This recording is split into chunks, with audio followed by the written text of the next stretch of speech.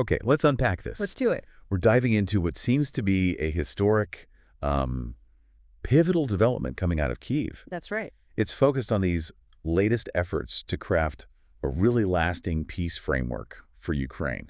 And this deep dive, well, it's your shortcut to understanding the biggest moves happening off the battlefield. Exactly. And this whole thing centers on a summit in Kyiv, a recent one with national security advisors. And that's a key detail, isn't it? Who was there? It is. So our mission here is to quickly grasp two things.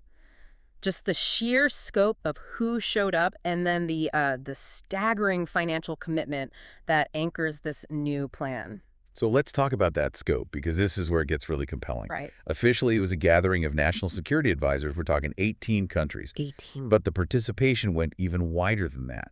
You had major officials from Germany, the UK, France, Italy, Poland. All the heavy hitters. And they were sitting down with representatives from both the European Union and NATO. Which is a really significant institutional alignment. I mean, they're trying to end a conflict that's now been going on for nearly 4 years. And that focus on national security advisors, the NSAs, that's crucial for you to understand, isn't it? It is, because these aren't foreign ministers dealing with immediate politics.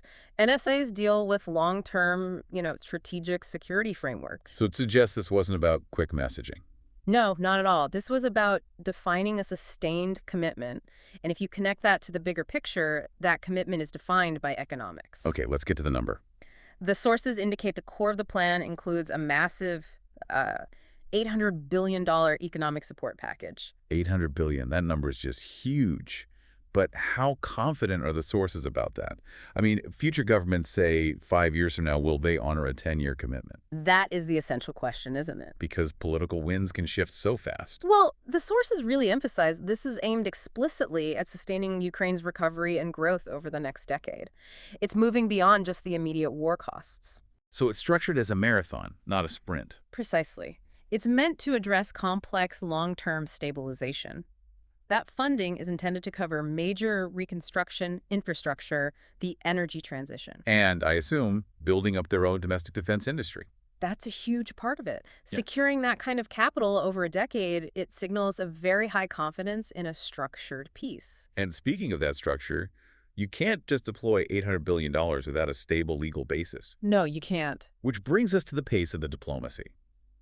President Zelensky gave an update saying all the security documents have now been shared with the advisors. Right. So what does that actually achieve in practical terms? It accelerates everything. It's about overcoming those procedural delays. So cutting through the red tape. Exactly. Those documents likely have the non-negotiable elements for a durable peace: security guarantees, reparations, prisoner exchanges. By having the NSAs review the final text now, The focus shifts. it shifts immediately from drafting the terms to negotiating how to implement them. It's a very practical step to keep the momentum going. The sources characterize this meeting pretty concisely.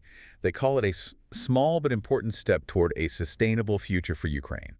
And that feels about right. We've seen the consensus, 18 countries plus the full weight of the EU and NATO, and we have that decade-long financial anchor of $800 billion. And we've established why the NSAs were there. The goal is long-term implementation. So the question for you, the listener, isn't just about the scale of the money, it's about efficacy, right? Right. Which raises an important question for you to mull over.